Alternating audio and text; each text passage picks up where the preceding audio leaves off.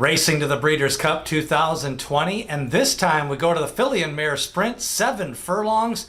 This is going to be a competitive betting race, and it's a mixture of some speedballs on the front end and some 7 furlong dirt specialists. Let's start right at the rail with Speech. 6-1 morning line, and Javier Castellano rides. Speech is one of those horses you forget about. She showed a lot of speed in the first 2-3 races of her career.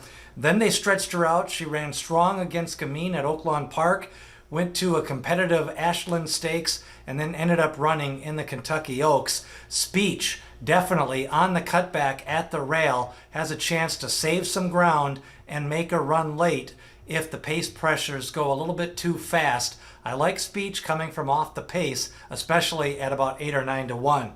Gamine is the 7 to 5 favorite. Monster efforts in the test stakes this summer at Saratoga. She also won at Belmont Park. She's fast, but can she take on older horses at 7 furlongs, especially after running in the Kentucky Oaks?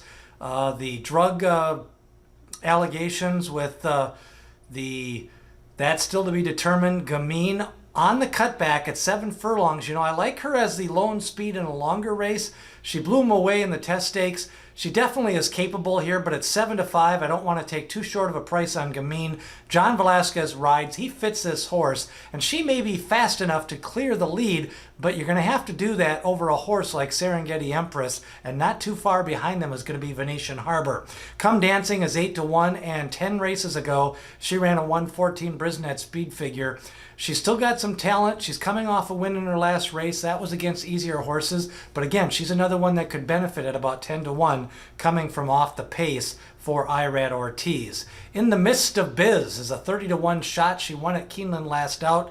She's also ran at Oaklawn Park. Very competitive. Her speed figures are a little bit lighter than Gamine and Venetian Harbor and Serengeti Empress, but she's another one of those horses that likes 7 furlongs. Venetian Harbor, nice to see her get a graded stakes win the last time out. Had ran a couple of races early on this spring at 1 mile and 7 furlongs. She was doing some damage at Santa Anita.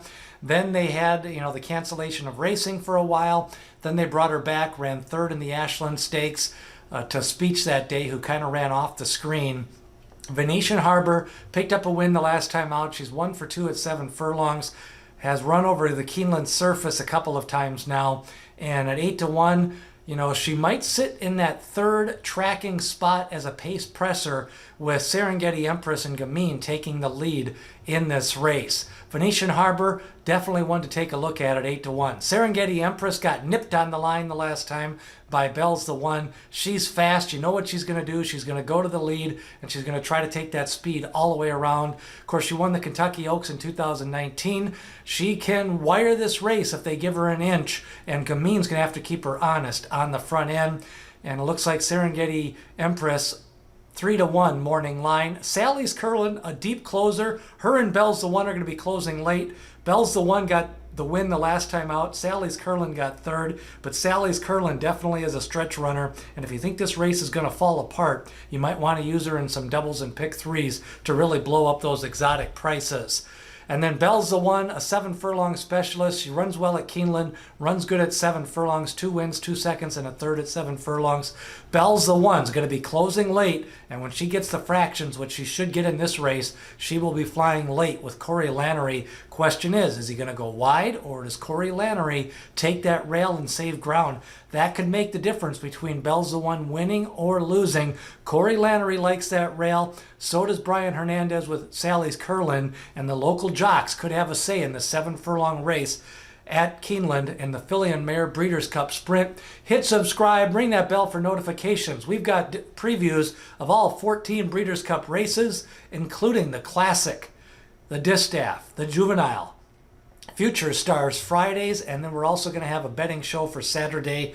Lots of betting options on the menu. Who do you like? Do you think there's going to be a pace duel or a pace collapse? Hit subscribe, ring that bell. It's a great rendition. Some closers and some front runners in the Breeders' Cup Filly and Mare Sprint.